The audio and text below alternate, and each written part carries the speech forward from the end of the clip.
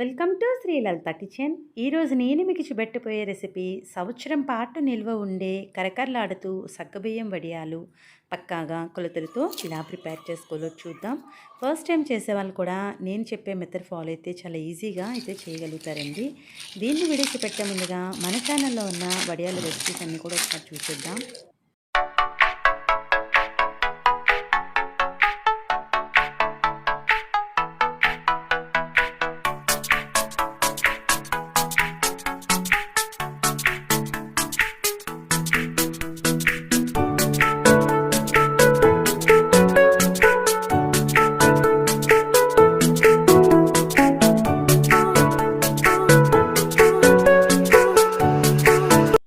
మీ ఎవరికైనా ఈ వడియాలు ఇంట్రెస్ట్ ఉంటే కింద డిస్క్రిప్షన్ లింక్స్ ఇస్తాను, ఒకసారి అయితే చెక్ చేసేయండి.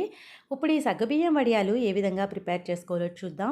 ఈ సగ్గుబియ్యం వడియాలకి కాస్త పెద్ద సైజు సగ్గుబియ్యం తీసుకుంటేనే వడియాలు అనేవి టేస్టీగా ఉంటాయండి.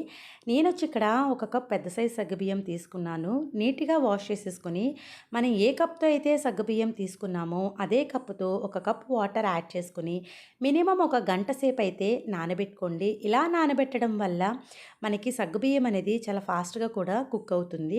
తర్వాత ఒక థిక్ కడాయి తీసుకొని దాంట్లోకి మనం ఏ కప్తో అయితే సగ్గుబియ్యం తీసుకున్నామో అదే కప్పుతో ఒక 7 కప్పుల దాకా వాటర్ అయితే వేసుకోండి. మనం వడియాలు ఉడికించుకునేటప్పుడు కాస్త మందంగా ఉండే విజిలే పెట్టుకోవాలండి. నేను వచ్చి ఇక్కడ 7 కప్పులు వేసుకున్నాను. ఆల్రెడీ సగ్గుబియ్యంలో కూడా ఒక కప్ వేసుకున్నాం కదా. ఓవరాల్గా ఈ రెసిపీకి 8 కప్పులు వాటర్ అయితే అవసరం అవుతుంది. ఈ విధంగా వాటర్ వేసుకున్న తర్వాత ఉప్పు వేసుకోవాలి. అయితే వడియాలకి ఉప్పు అనేది కాస్త తగ్గించే వేసుకోవాలండి. ఎందుకంటే వడియాలు ఎండిన తర్వాత మనకు ఉప్పు అయితే తేలుతాయి, ఆ విషయం గుర్తుపెట్టుకోండి. వాటర్ కొంచెం మరుగుతున్నప్పుడు దీంట్లో కొద్దిగా నువ్వులు ఒక పావు కప్పు, అలానే రెడ్ చిల్లీ ఫ్లేక్స్ వేసుకుంటున్నాను. మీరు కావాలి అనుకుంటే పచ్చిమిర్చి పేస్ట్ కూడా వేసుకోవచ్చు, కొద్దిగా జీలకర్ర. ఇవన్నీ వేసుకున్న తర్వాత వాటర్ అనేది మనకి రోలింగ్ బాయిల్ అయ్యేంత వరకు కూడా వెయిట్ చేయాలి. మంటను మీడియం ఫ్లేమ్లో పెట్టుకుని ఇది కాస్త బాయిల్ అయ్యేంత వరకు వెయిట్ చేయండి. వాటర్ చూసారా, ఈ విధంగా బాయిల్ అయిన తర్వాత మనం ముందుగా నానబెట్టుకున్న సగ్గుబియ్యం వాటర్తో సహితంగా వేసేసుకోవాలి. ఈ విధంగా వేసుకున్న తర్వాత ఒకసారంతా కూడా బాగా మిక్స్ చేసేసి మంటను మీడియం ఫ్లేమ్లో పెట్టుకుని మధ్య మధ్యలో కలుపుకుంటూ కుక్ చేసుకోవాలండి. మనం వేసిన సగ్గుబియ్యం అంతా కూడా ట్రాన్స్పరెంట్గా కుక్ అయ్యేంత వరకు కుక్ చేసుకోవాలి. అయితే సగ్గుబియ్యం అనేది అడుగంటుతుందండి, మధ్య మధ్యలో కలుపుకుంటూ ఉండాలి. మంటను మీడియం ఫ్లేమ్లో పెట్టుకుని మినిమం ఒక 15 to 20 మినిట్స్ పాటు అయితే ఖచ్చితంగా కుక్ చేసుకోవాలి.